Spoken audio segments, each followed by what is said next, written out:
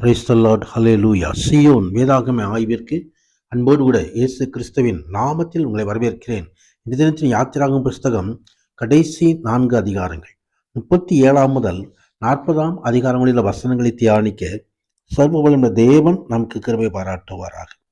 37வது அதிகாரத்திலே அங்கே பெசலேயல் சித்தி மரத்தினால் பெட்டியை உண்டு பண்ணி அதன் நீளம் அகலம் ஆகியவற்றை கொடுக்கப்பட்ட அளவின்படியே அங்கே செய்து முடிக்கிறதை குறித்து நாம் பார்க்கிறோம். மகிமை உண்டாவதாக.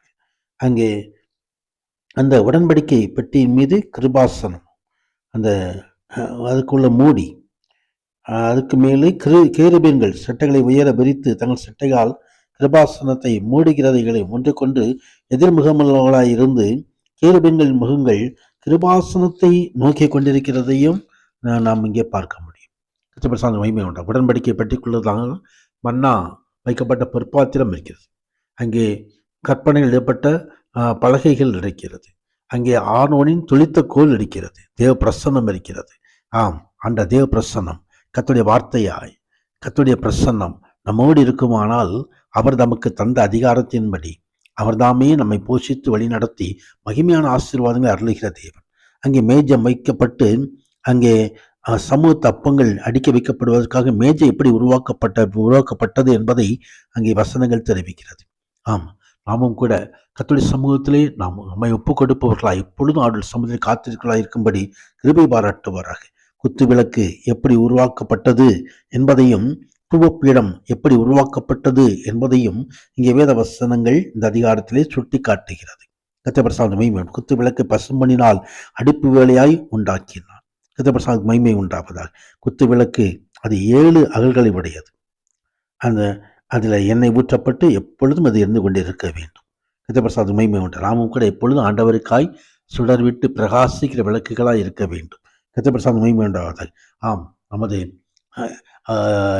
இதயத்திலிருந்து ஆண்டவருக்கு ஏற்ற துதி எழும்ப வேண்டும், ஆராதனை எழும்ப வேண்டும், ஜபங்கள் எழும்ப வேண்டும். அதான் தூவப்பீடம். கர்த்தர் மகிமை உண்டாப்பது. தூவப்பீடம் எப்படி சித்தி மரத்தினால் உண்டாக்கப்பட்டது என்பதையும் இந்த அதிகாரம் தெரிவிக்கிறது.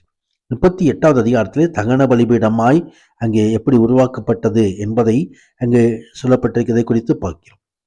தகன பலிபீடத்தையும் சித்தி மரத்தால் உண்டாக்கி அதன் சரியான அளவுகள் எல்லாம் சரியாக வைத்து அங்கே அங்கே அந்த வெண்கல சல்லடையை பலிபீடத்திற்கு உண்டாக்கி அதை எப்படியெல்லாம் அமைத்தார் என்பதையெல்லாம் இந்த பலிபீடத்திலே சுட்டி பாட்டிருக்கப்படுகிறது.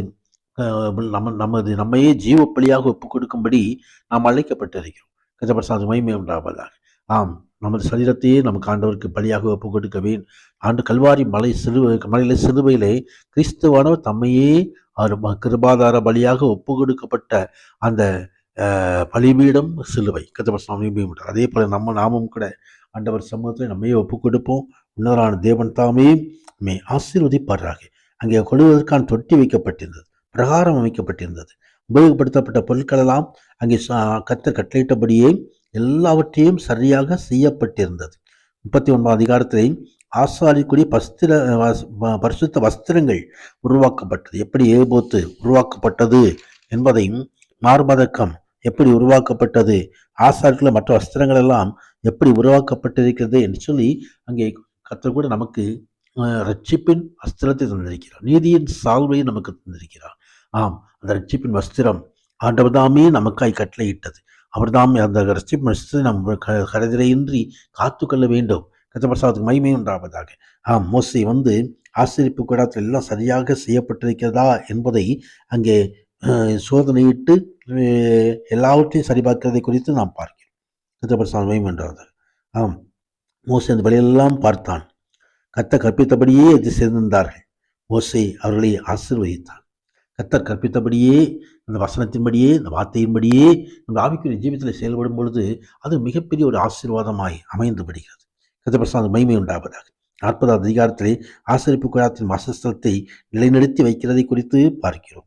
கர்த்தர் மகிமை உண்டு. கர்த்தர் மோசையை நோக்கி, நீ 1ஆம் மாதம் 1ஆம் தேதியிலே ஆசரிப்பு கூடாரத்தின் வாசஸ்தலத்தை ஸ்தாபனம் பண்ணு என்று சொல்லி கட்டளை கொடுக்கிறார்.